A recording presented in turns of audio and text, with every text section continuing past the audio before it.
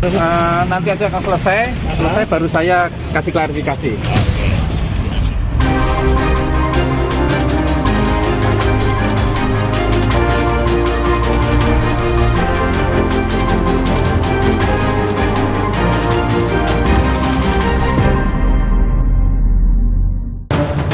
Temuan transaksi janggal 300 triliun rupiah di lingkungan Kementerian Keuangan menyeret Ditjen Pajak dan Bea Cukai.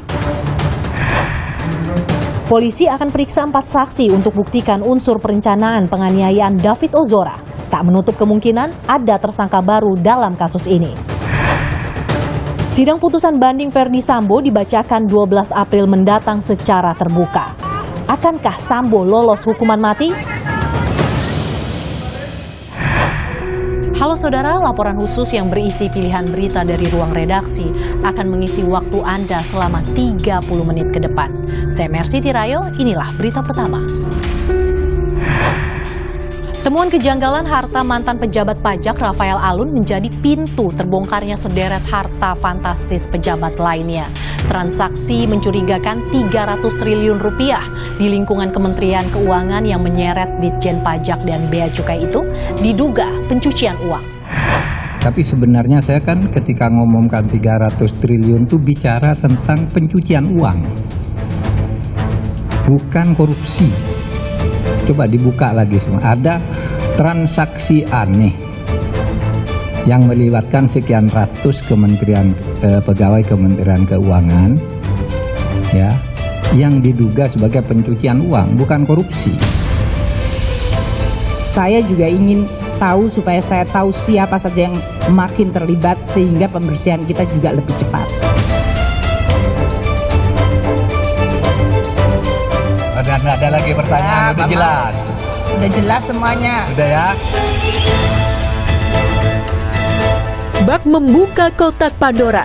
Temuan harta janggal mantan pejabat pajak Rafael Alun menjadi pintu terbongkarnya sederet harta fantastis pejabat lainnya.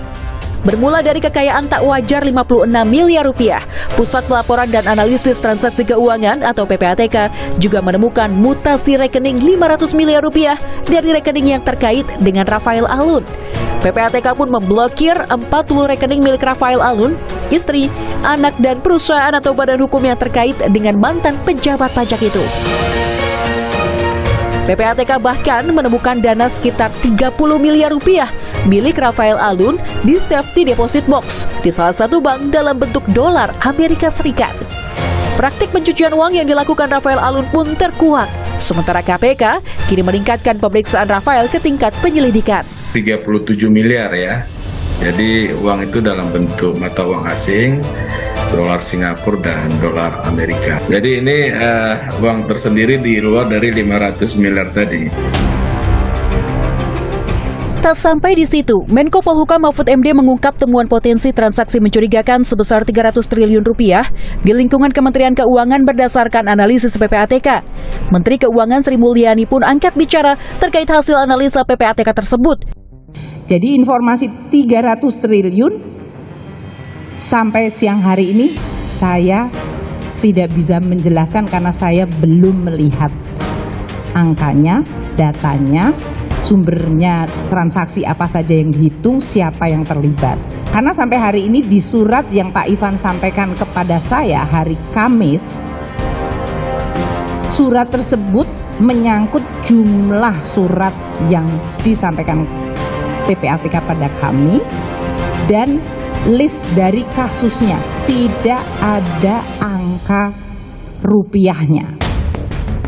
Sri Mulyani juga menegaskan Kementerian Keuangan telah menindaklanjuti 266 surat dari PPATK terkait harta tak wajar di lingkungan Kemenkeu sejak tahun 2007 hingga 2023. Sebanyak 352 pegawai telah dijatuhi hukuman sesuai undang-undang dan PP terkait ASN. Kita telah melakukan tindak lanjut semuanya. Jadi kalau kemarin Pak Mahfud memberikan impresi seolah-olah tidak ada tindak lanjut, kami ingin meluruskan sore hari ini. Dari 2007 hingga 2023 mencapai 266 surat. Nah, saya ingin tegaskan ya, 266 surat PPATK ini sebetulnya 185 adalah permintaan dari kami. Jadi artinya kami yang meminta PPATK untuk menyampaikan informasi biasanya menyangkut suatu data dari ASN di bawah Kementerian Keuangan. Mahfud menegaskan potensi pencucian uang hingga 300 triliun rupiah. Hasil analisa PPATK tersebut akan terus ditindaklanjuti. Tapi sebenarnya saya kan ketika ngomongkan 300 triliun itu bicara tentang pencucian uang, bukan korupsi. Coba dibuka lagi semua. Ada transaksi aneh yang melibatkan sekian ratus pegawai Kementerian Keuangan, ya, yang diduga sebagai pencucian uang, bukan korupsi. Saya coba hitung lagi, cari lagi gitu. Kok masa seorang Rafael dapat 500? Muncullah angka yang 300 itu sebagai potensi. PPATK juga telah menyerahkan data analisa potensi pencucian uang tersebut ke Kementerian Keuangan. Kepala PPATK juga menegaskan kerjasama dan koordinasi juga akan terus dilakukan dengan Kemenkeu. Kementerian Keuangan adalah salah satu kementerian yang kalau kami koordinasikan yang relatif permasalahan secara internal sangat kecil dibandingkan dengan lembaga-lembaga lain. Sehingga dengan demikian kami sangat confidence menyerahkan seluruh kasus-kasus terkait dengan kepabeanan, terkait dengan perpajakan kepada Kementerian Keuangan untuk ditindaklanjuti. Dalam kerangka itu perlu dipahami bahwa ini bukan tentang adanya abuse of power ataupun adanya korupsi yang dilakukan oleh pegawai dari Kementerian Keuangan. Tapi ini lebih kepada fungsi Kementerian Keuangan yang menangani kasus-kasus tindak pidana asal yang menjadi kewajiban kami pada saat melakukan hasil analisis, kami sampaikan kepada Kementerian Keuangan untuk ditindaklanjuti. Bak fenomena gunung es, kasus Rafael Alun turut menyeret sejumlah pejabat pajak dan bea cukai yang kerap pamer harta di sosial media. Di antaranya, ex-kepala kantor Bea Cukai Yogyakarta, Eko Darmanto, dan Kepala Bea Cukai Makassar, Andi Pramono. Sebelum dipecat, Eko Darmanto menjabat sebagai Kepala Kantor Bea Cukai Yogyakarta sejak 25 April 2022. Merujuk pada laporan harta kekayaan penyelenggara negara atau LHKPN, Eko tercatat memiliki harta sebanyak 6,7 miliar rupiah. Hartanya meliputi 9 mobil seharga 2,9 miliar rupiah, termasuk mobil BMW senilai 850 juta rupiah dan mobil Mercy 600 juta rupiah. Eko Darmanto memiliki sejumlah aset properti meliputi tanah seluas 327 meter persegi di Jakarta Utara yang ditaksir 10 miliar rupiah dan tanah di Malang, Jawa Timur seluas 240 meter persegi senilai 2,5 miliar rupiah. Eko juga mencatatkan harta bergerak lainnya sebesar 100 juta rupiah dan kas setara 239 juta rupiah.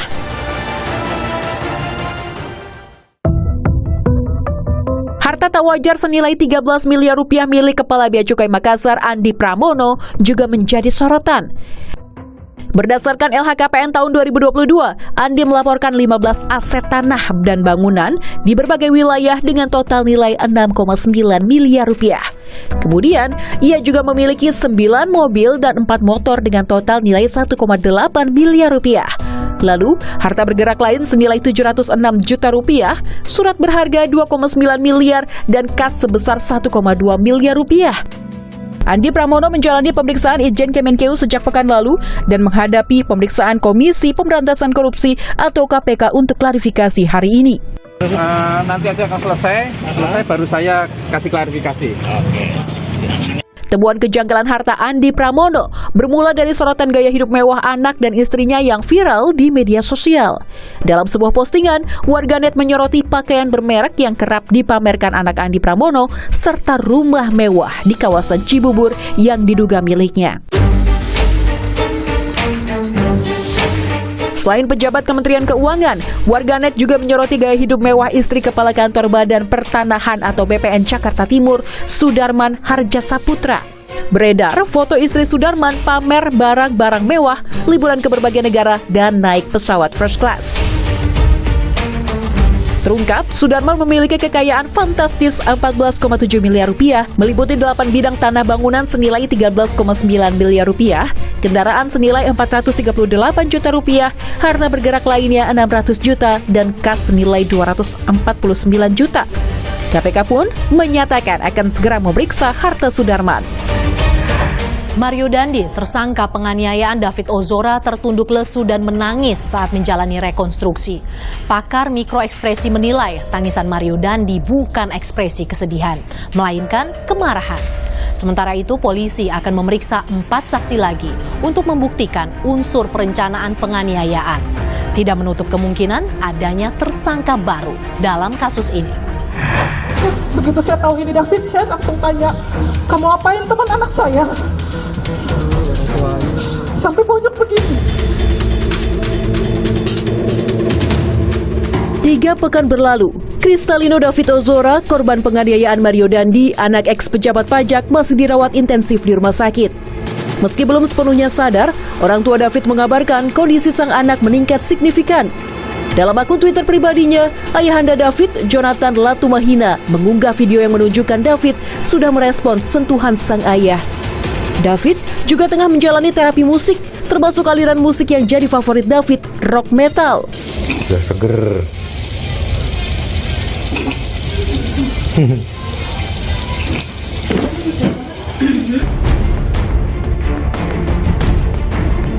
Dukungan untuk David Ozora pun terus berdatangan.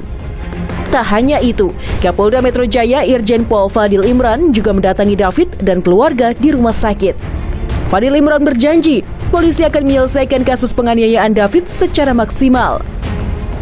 Polda Metro Jaya dari awal di bawah kepemimpinan saya berkomitmen untuk menyelesaikan kasus ini dengan seadil-adilnya. Sementara itu, Jumat lalu, tersangka Mario Dandi Satrio dan Shane Lucas menjalani rekonstruksi penganiayaan David di TKP Perumahan Green Permata, Jakarta Selatan. Sementara pelaku AG diwakili pemeran pengganti. Tak seperti saat penetapan tersangka, Mario kerap tertunduk lesu hingga mengusap air mata saat rekonstruksi penganiayaan David Ozora. Namun, pakar mikroekspresi Monica Kumalasari menilai tangisan Mario Dandi saat rekonstruksi penganiayaan David bukan ekspresi kesedihan, melainkan kemarahan. Walaupun kita melihat ya ada tangisan ya, kemudian Mario berusaha untuk menutup dengan tangannya seperti itu ya, tetapi tangisan ini belum berarti seseorang itu menangis itu karena sedih ya. Tangisan bisa muncul ketika seseorang merasakan emosi yang dominan ya, emosi yang sangat intens. Belum tentu juga ini karena suatu kesedihan, tetapi ketika seseorang marah ya dengan intens, bisa juga marahnya sambil nangis. Terdapat 40 adegan yang diperagakan oleh Mario Dandi, Shane Lucas, dan pemeran pengganti AG serta saksi-saksi. Mulai dari adegan Mario menyuruh David push up dan sikap tobat, hingga selebrasi gol ala pesepak bola Cristiano Ronaldo yang dilakukan Mario Dandi usai menganiaya David hingga tak sadarkan diri. Pelaku AG yang sebelumnya mengaku syok dan mengaku sudah mengingatkan Mario agar tidak menganiaya David, dalam rekonstruksi justru terungkap berperan merekam penganiayaan David Ozora. AG bahkan sempat merokok saat David melakukan sikap tobat. Kekejian Mario terhadap David akhirnya dihentikan saksi N, ibu teman korban David Ozora. Pelaku, saya tanya, siapa kamu? Ngapain kamu di sini? Saya pemilik rumah itu. Kamu tamu nggak diundang, kamu ngapain di sini? Terus begitu saya tahu ini David, saya langsung tanya, kamu ngapain teman anak saya? Sampai bonyok begini. Dia bilang, ini melecehkan adik saya, Tante. Menurut keterangan saksi N, tak ada upaya pertolongan dari para tersangka untuk David Ozora. Saksi N pun mengungkap pelaku anak AG tak menolong David sesuai permintaannya. Adegan ini membantah keterangan AG yang mengaku sempat memberi pertolongan kepada David Ozora. Ibu, kemudian pada saat momen ini Ibu saksi N meminta kepada anak AG dengan ucapan seperti ini. Boleh kamu tolong kasih kepada kami ke bawah tangan saya. tolong kamu bantu kasih paha kamu di bawah kepala seperti bantal, di bawah tangan saya seperti bantal. Tapi anak AG diam saja, hanya membantu dengan menggunakan tangan. Silakan tangannya. Ya, silakan momen ini diambil. Di sini ada ucap. Psikolog forensik Reza Indragiri menyebut ada 4 klaster peran tersangka dalam kasus penganiayaan berencana David Ozora. Reza menilai pelaku anak AG diduga berperan aktif dengan merekam penganiayaan David. Psikologi forensik memilah para pelaku kejahatan itu ke dalam 4 klaster. Di klaster pertama adalah pelaku yang melakukan konfrontasi langsung dengan sasaran atau targetnya. Yang di klaster kedua adalah pelaku yang tidak berkonfrontasi, tetapi dia membangun narasi, dia membangun perencanaan. Di klaster ketiga adalah pelaku yang menyediakan sumber daya, memasok kebutuhan-kebutuhan yang harus ada ketika pelaku pertama, yaitu orang yang akan berkonfrontasi langsung dengan korbannya, akan beraksi sesuai dengan rencana mereka. Penyediaan sumber daya. Itu klaster yang ketiga. Dan klaster yang keempat adalah pelaku yang belakangan ini populer disebut sebagai pelaku perintangan penyidikan. Tidak berkonfrontasi, tidak membangun narasi maupun perencanaan, tidak menyediakan sumber daya, tetapi merintangi proses penyidikan alias obstruction of justice. Tidak tertutup kemungkinan akan ada tersangka yang memiliki status majemuk. Mungkin dia ada di klaster 1 sekaligus klaster 2 dan mungkin juga klaster 3 dan seterusnya. Kalau dalam rekonstruksi kan disebutkan AG ini merekam penganiayaan yang dilakukan oleh Mario. Nah, kalaulah dia melakukan aksi perekaman, maka paling tidak saya bayangkan dia masuk barangkali di klaster ketiga, yaitu ada sumber daya tertentu yang dia manfaatkan tanpa berkonfrontasi langsung dengan target, yaitu Ananda David. Setelah menggelar rekonstruksi, polisi akan memeriksa 4 saksi lagi untuk membuktikan unsur perencanaan Mario Dandi dan tersangka lain. Pasalnya, polisi menemukan fakta Mario memberitahu rencana penganiayaan ke beberapa orang. Sidang putusan banding mantan Kadif Propam Polri Verdi Sambo dibacakan 12 April mendatang secara terbuka. Nama Singgi Budi Prakoso ditunjuk sebagai hakim ketua. Singgi pernah menjatuhkan putusan banding Jaksa Pinangki dari 10 tahun menjadi 4 tahun penjara atas kasus korupsi dan pencucian uang. Akankah Sambo lolos dari hukuman mati? Pengadilan Tinggi DKI Jakarta menjadwalkan sidang putusan banding mantan Kadif Propam Polri Verdi Sambo secara terbuka pada Rabu 12 April mendatang. Putusan banding tersebut menentukan nasib Verdi Sambo setelah vonis mati atas kasus pembunuhan berencana Brigadir Nofriansyah Yosua Huta Barat. Permohonan banding atas putusan Pengadilan Negeri Jakarta Selatan dari para terdakwa Verdi Sambo dan kawan-kawan sudah masuk. Ada 4 berkas ke Pengadilan Tinggi sudah masuk, dijadwalkan oleh Majelis Hakim. Putusannya akan dibacakan pada hari Rabu tanggal 12 April tahun 2023 di gedung Pengadilan Tinggi DKI Jakarta. Tim penasihat hukum Verdi Sambo mengajukan banding 3 hari pasca Ketua Majelis Wahyu Imam Santoso menjatuhkan vonis mati pada 13 Februari lalu. Menjatuhkan pidana kepada terdakwa tersebut oleh karena itu dengan pidana mati. Langkah banding pun menjadi upaya Sambo agar lolos dari vonis mati. Guru Besar Fakultas Hukum Universitas Jenderal Sudirman Hipnu Nugroho menilai terbuka kemungkinan hukuman Verdi Sambo menjadi lebih ringan dari vonis mati Majelis Hakim Pengadilan Negeri Jakarta Selatan. Hipnu menyebut tim penasihat hukum Sambo akan berusaha menghadirkan saksi dan menjelaskan tafsir hukum pasal pembunuhan berencana guna meringankan hukuman Sambo.